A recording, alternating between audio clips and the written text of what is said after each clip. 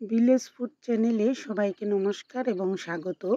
কাঁচা সিমের বিচি দিয়ে এত সুন্দর ডাল হয় যা একবার খেলে বারবার খেতে ইচ্ছে করে। প্রায় সময়ই আমরা ঘরোয়াভাবে মুগ, বুট অথবা মসুর ডাল রান্না করি। মাঝে মধ্যে রুচির পরিবর্তন আনতে শুকনা বিচি অথবা কাঁচা বিচি দিয়েও এভাবে ডাল তৈরি করে নিতে পারেন। শুকনা বিচির চেয়ে কাঁচা বিচিতে টেস্টি হয় অনেক বেশি। এখানে অনেকগুলো সিমের বিচি নিয়েছি আর বিচির খোসাটা ছাড়িয়ে আগেই রেডি করে রেখেছিলাম। সিমের বিচি খোসা ছাড়ানোর জন্য একদিন আগে বিচিগুলো ভিজিয়ে রাখলে পরের দিন সকালে খোসাটা ছাড়িয়ে নিতে খুবই সুবিধা হয়। শুরুতেই কড়াইতে বিচিগুলো দিয়েছি আর অল্প লবণ আর সামান্য একটু জল দিয়ে এবার হালকা আঁচে বেশ কিছু সময় জাল দেব। বিচিগুলো যত ভালো সেদ্ধ হবে ততই ডালটা গলে যাবে তাড়াতাড়ি আর খেতেও ভালো লাগবে। বিচি ভালো সেদ্ধ হলে ইচ্ছে করলে পাতলা ডালও তৈরি করতে পারেন, তবে সিমের বিচির ডাল অতিরিক্ত পাতলাও ভালো লাগে না, আবার বেশি ঘন হলেও খেতে ভালো লাগবে না। প্রায় 10 মিনিট ধরে হালকা আঁচে সেদ্ধ করে নিয়েছি। দেখতেই পাচ্ছেন বিচিগুলো কত সুন্দর সেদ্ধ হয়েছে। এবার গোল চামচ দিয়ে খুব ভালো করে ঘুটে নিয়েছি। বিচিগুলো যত সময় নিয়ে আস্তে আস্তে সেদ্ধ করা হয় ততই একেবারেই গলে যায়।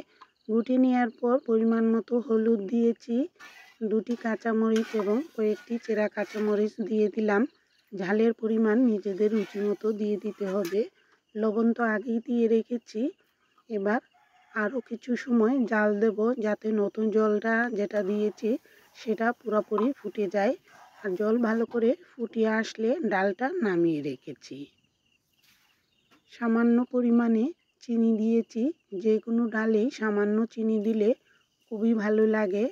অন্য একটি কড়াই বসিয়ে দিলাম আর তাতে সামান্য তেল দিয়েছি। এবার 2-3টি শুকনো মরিচ, সেই সাথে জিরা এবং তেজপাতা দিয়েছি। যারা পেঁয়াজ খেতে পছন্দ করেন পেঁয়াজও ফোড়ন দিতে পারেন, আবার নিরামিষও রান্না করতে পারেন। কুচানো পেঁয়াজগুলো হালকা আঁচে একটু বাদামি করে ভেজে নিলাম, এতে ফোড়নের ঘ্রাণ খুবই সুন্দর হবে। ফোড়নটা তৈরি, এবার কড়াইটা নামিয়ে রাখলাম আর ডালের কড়াইটা বসিয়ে দিয়েছি।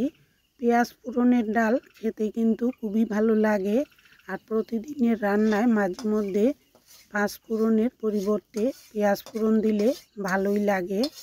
কড়াইটা আবারও বসিয়ে দিয়ে ফোড়নটা ঢেলে দেওয়ার পর খুব বেশি জাল দেব না, মাত্র 1 থেকে 2 মিনিটের মতো। ডালটা ঠান্ডা হয়ে গেল তাই হালকা একটু গরম করে নিয়ে লবণটা চেখে দেখে নামিয়ে নিয়েছি। বিচির ডাল বেশি ঘন হলেও ভালো লাগে না, আবার অতিরিক্ত পাতলাও যাতে না হয় সেরকমই রান্না করেছি। এটা রুটি লুচি দিয়েও পরিবেশন করা যায় আর ভাতের সাথে খেতে তো দারুণ লাগে। আমিষ অথবা নিরামিষ দুইভাবেই তৈরি করলে এই রান্নাটা খেতে অসাধারণ লাগে। ভিন্ন স্বাদের সিমের বিচির এই ডাল কেমন লাগলো জানাবেন আর পাশে থাকার জন্য সবাইকে অসংখ্য ধন্যবাদ।